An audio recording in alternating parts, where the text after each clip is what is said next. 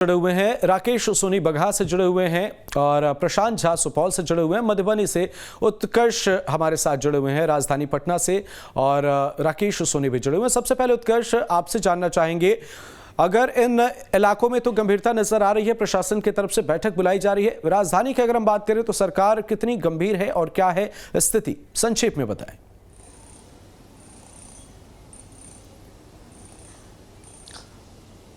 बिल्कुल अमृत, देखिए जिस तरीके की बिहार में तमाम जगहों पर स्थिति है, अमूमन वैसी स्थिति फिलहाल पटना में नहीं है। हम इस वक्त तस्वीरें दिखा रहे हैं गंगा की। गंगा का जलस्तर जो है वो ज़रूर बढ़ गया है। देखिए इस वजह से कार्य जो गंगा सेतु हम आपको दिखा रहे हैं, ऊपर जो है गांधी सेतु, उसके बगल में समांतर में पुल बनना था, लेकिन जिस वजह से अगर पटना में गंगा का जलस्तर जो बढ़ा, इस वजह से इस कार्य को रोक दिया गया है और जलस्तर जो है वो काफ़ी ज़्यादा बढ़ते जा रहा है। और ऐसे में गंगा भी जो है वो खतरे से ऊपर बहने की बातें जो है वो कुछ दिनों में सामने आ जाएंगी, की जो स्थिति नजर आ रही है फिलहाल गंगा का पानी जो है वो काफी ज्यादा बढ़ते जा रहा है। और इस वक्त हम पटना के गाय घाट इलाके में हैं और आपको दिखा रहे हैं कि गांधी सेतु के समांतर जो पुल बनना था उसे फिलहाल रोक दिया गया है, क्योंकि गंगा के जलस्तर में बढ़ोतरी हुई है। गंगा के कटाव में जो है जो पानी है वो काफी तेजी से बह रहा है। इस वजह से कार्य जो है वो नहीं किए जा रहे हैं। तमाम जगहों को रोक दिया गया, तमाम कंस्ट्रक्शन को रोक दिया गया और पानी जो है वो धीरे धीरे बढ़ता जा रहा है। लेकिन अगर राजधानी पटना से सटे अलग जिलों की बात करें जहां पर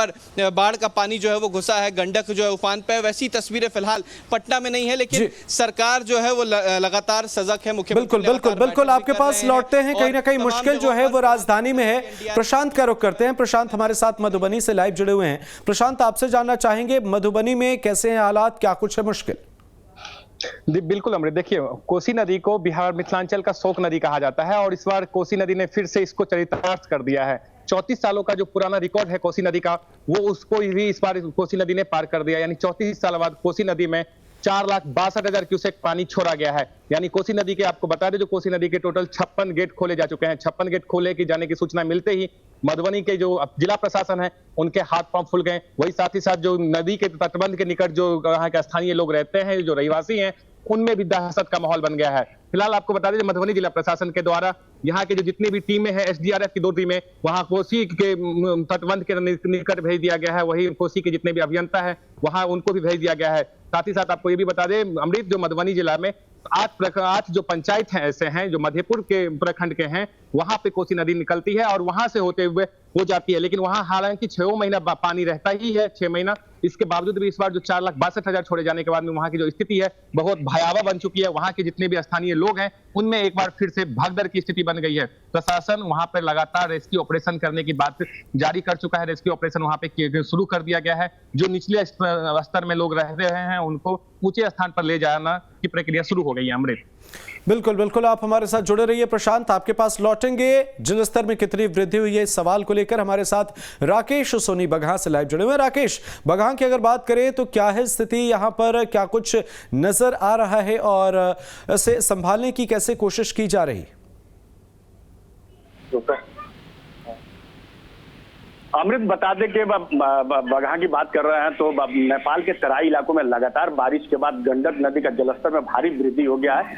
बता दें कि वाल्मीकि नगर गंडक बराज से 3,14,000 क्यूसेक पानी डिस्चार्ज किया गया है, जो अभी तक का सबसे अधिक डिस्चार्ज है। गंडक नदी का जलस्तर बढ़ा हुआ है और बता दें कि पूरी तरह से जो प्रशासनिक स्तर का जो टीम है, डीएम खुद मॉनिटरिंग कर रहे हैं और आपात नंबर जारी किया गया, टोल फ्री नंबर जारी किया गया। जो भी निचले इलाके के लोग किसी तरह बाढ़ से कोई समस्या आती है तो तुरंत लोग इस पर सूचना देंगे और तुरंत रेस्क्यू टीम लगेगी और लोगों को राहत पहुंचाई जाएगी।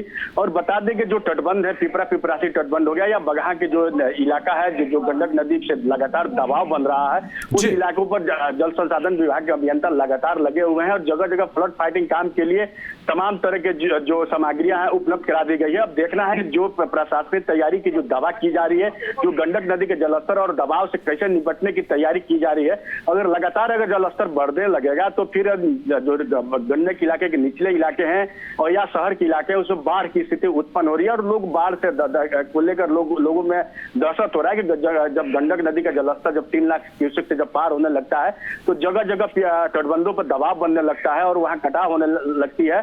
कई जगह जो पिपरासी तटबंध है वहाँ कटाव निरोधी कार्य किया जा रहा है ताकि तटबंध पर कटाव नहीं हो सके।